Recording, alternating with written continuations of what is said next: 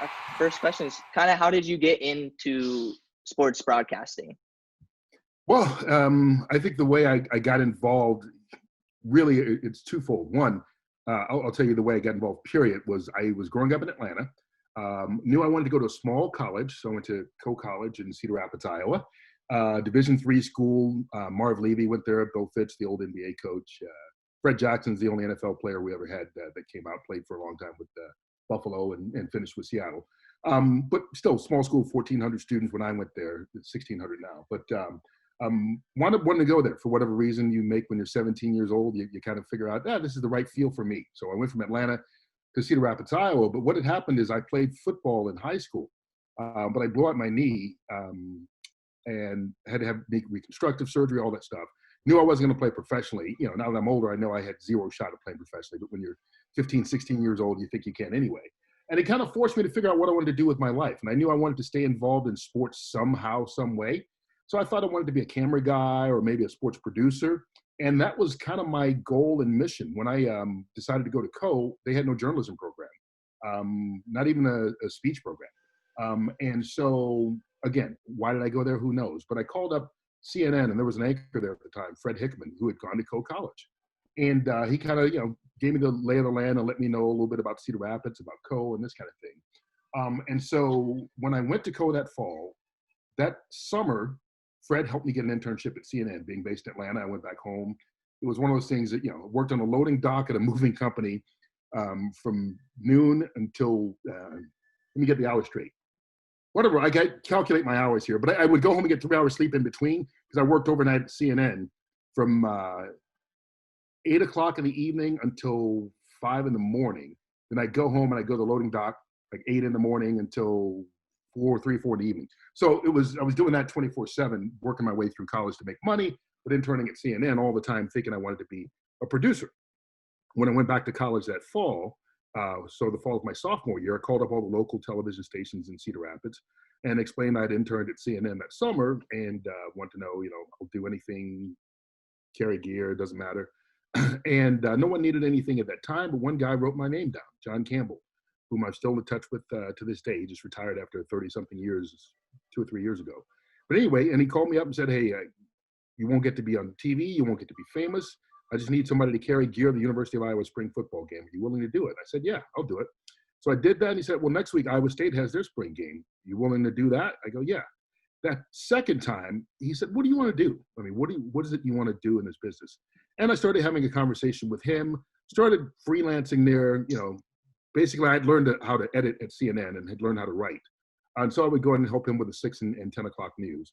And then I got a formal internship there. And while I was doing that, he said, you know what? Why don't you take your voice each night and the VOs that we do for the highlights for sports, put your voice down on it and just try and create stories and just to see what it's like. I had no thought about being on camera at that point. And I was a sophomore.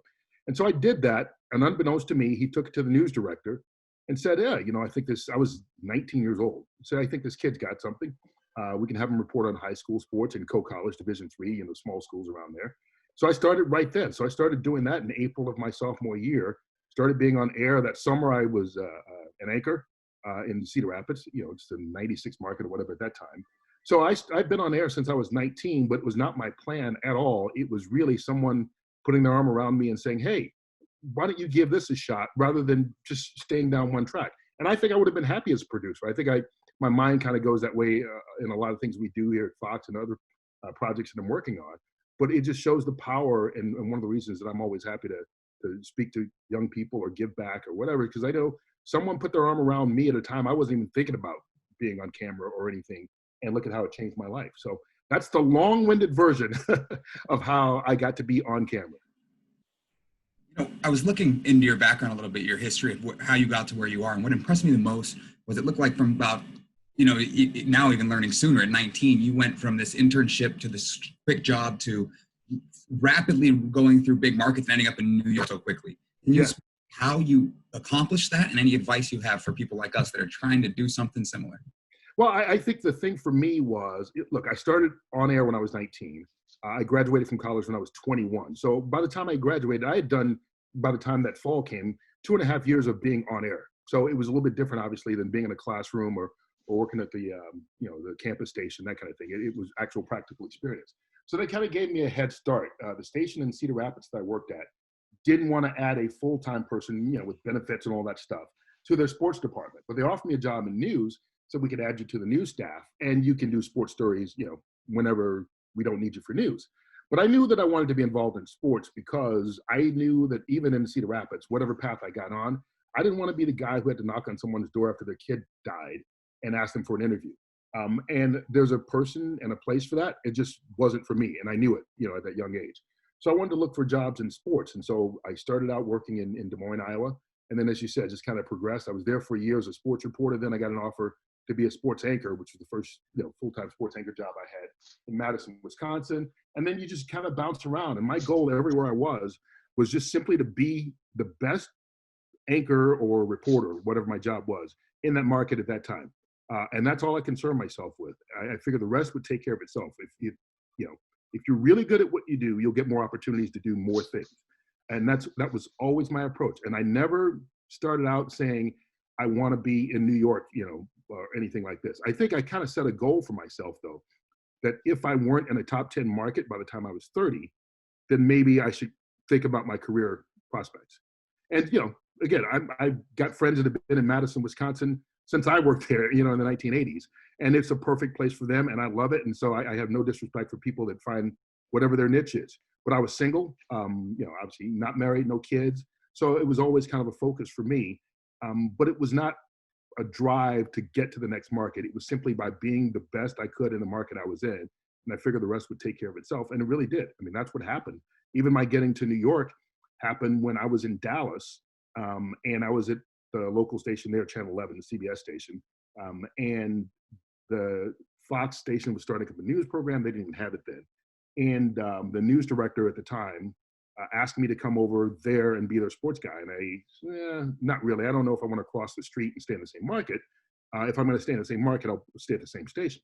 And a year later, because my contract wasn't up, I'd have to get out of the contract. There was a whole thing.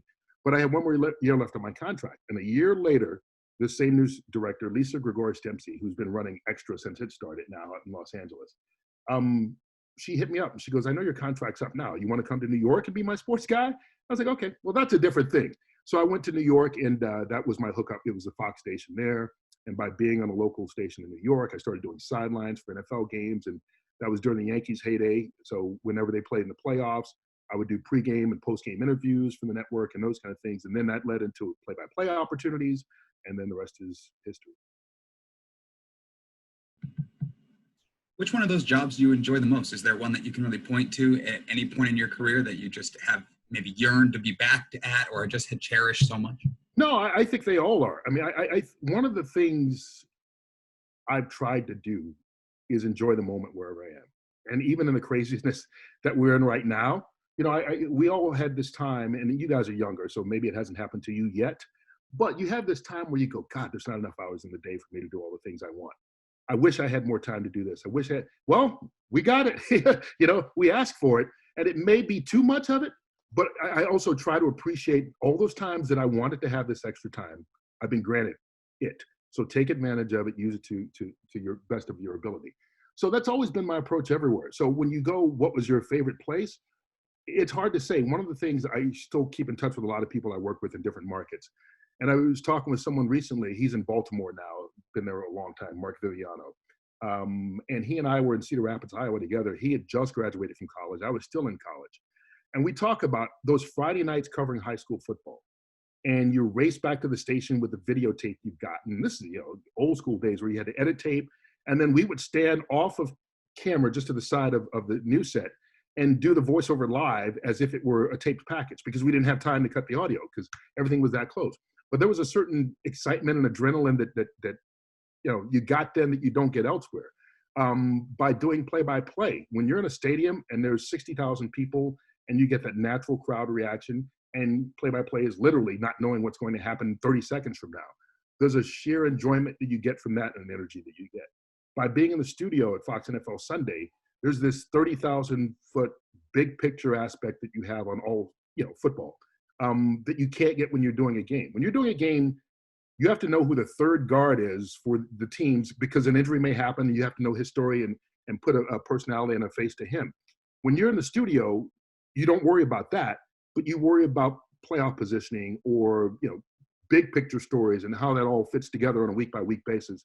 And so I certainly enjoy that in the camaraderie of the guys, for sure. So each aspect, I've kind of had different things that I've liked and that I will always hang on to, I think. Again, I know my answers are a little long-winded, but I'm trying to be honest with you. So. Oh, the long answers we love.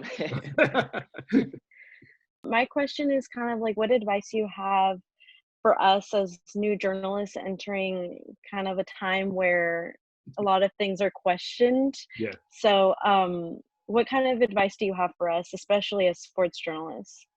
I think the first advice I would have is the general advice I have, whether it's this time now or 10 years ago or 20 years ago, is to be willing to do anything and everything. I think, again, I go back to even when I was younger. Yeah, I knew that I wanted to be in a top 10 market by a certain age, or it was going to be time for me to reevaluate my career. Who knows? I may have just stayed doing what I wanted to do. But it was never about, okay, I've got to get to New York. It was always about being the best in what I could do in that market.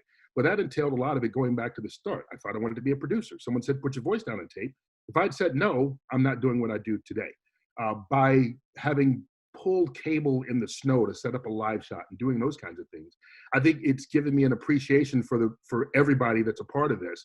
That, and I'm not belittling anybody else's experience, but I think there are a lot of people in this business who came into it wanting to be a TV star and wanting to be on camera, and don't really see the work that's done by a lot of other people to make the process happen. And I'm appreciative that my background has allowed me to understand that and to be appreciative of all the people that are involved and the hard work they do, and realize that without this guy doing audio or this guy doing camera or this guy pulling cable, this guy setting up the lights or whatever, that this whole thing wouldn't work. So I'm really appreciative of that. And that comes from an experience of having done so many different things in my background. So I would always give that advice. The one about just kind of the current world we live in, I think you just got to be strong in your convictions. As long as you believe you're doing the right thing, then it doesn't matter what other people think or what they say, because I always go, some people like strawberry ice cream and some people like vanilla. You're never going to please everybody. You could be the most perfect, whether you're an opinionist, whether you're a play-by-play person, whether you're a producer or director, you could be perfect at your job. And there's someone who's just not going to like your style. And there's not going to like your opinion. They're not going to like the way you do. But you can't spend your time worrying about that person to the detriment of what you believe and what you feel are the right things to do. Because as long as you stay true and on the right path, then I think you will get there to wherever your goal is. Because success, it's a different thing for everybody. And it's another thing I preach too, is that to me, success is not defined by the job I have, the position I'm in, the salary I make. Look, I'm happy about all of them. Don't get me wrong. But as I said, I have friends that we all started out in Madison, Wisconsin together, fresh out of college, and they're still there. And they're the happiest people in the world because, they had a family. It's a perfect place for them to live. And I think to me, that's as successful a career as someone who goes to work for a network, but who's miserable all the time, or who's doing a job they hate, or who's spending their time trying to climb the ladder. So your success has to be about you as an individual. And that's not just for this business, I think in general. So I think as long as you stay committed to who you are, then you will be successful in whatever definition that is. To wrap up, is there anything that you would kind of change with your upbringing into the broadcast? In the business? Yeah. Yeah, I've been blessed and I've been fortunate. And so I say no. The only place I ever worked that I didn't like working was Jacksonville, Florida. And there's a whole different story. It was the station wasn't right, the market wasn't right, the time wasn't. It just was not a good place for me. Other than that, I've enjoyed everywhere else I've been. I've made friends everywhere else I've been, including I have friends from working in Jacksonville. So I think those experiences, as I said, about the lighting and the behind the scenes stuff that it's taught me, about the education it's given me in so many different ways. I wouldn't change anything about the ladder and how I got here, because I'm just so appreciative. And again, I believe that even things that we consider at the time a failure, or consider at the time not having gone the way we want it to, sometimes those are the experiences that we learn the most from and what benefits us more down the road. I mean, I look at the Jacksonville situation, And I talk about not liking it. Well, I was in Jacksonville, didn't like it. And it's the only place I literally thought about quitting the business. I was 25 years old and I hated it that much. So I'm like, okay. And in that amount of time, it just wound up working out perfectly that it was the window that the station in Dallas was looking for a sportscaster. So I went from being a weekend guy in Jacksonville, Florida, to the Monday through Friday guy in Dallas. But it was because I was available at that time. Had I not gone to Jacksonville, I'm just throwing out, had I gone to Detroit or somewhere, I would have had at least another year left on my contract, would not have been able to go to Dallas. Because I was in Dallas, the woman wanted me to come to the Fox station. I didn't do that, but she got me to New York. Getting me to New York got me to the network. So all these dominoes that fell into place, at least in this circumstance, because I was in Jacksonville. So as much as you go, that place sucked and it didn't work out, it could not have worked out better for me. So I don't have anything I would honestly change because, again, I've been fortunate that things have worked out for me.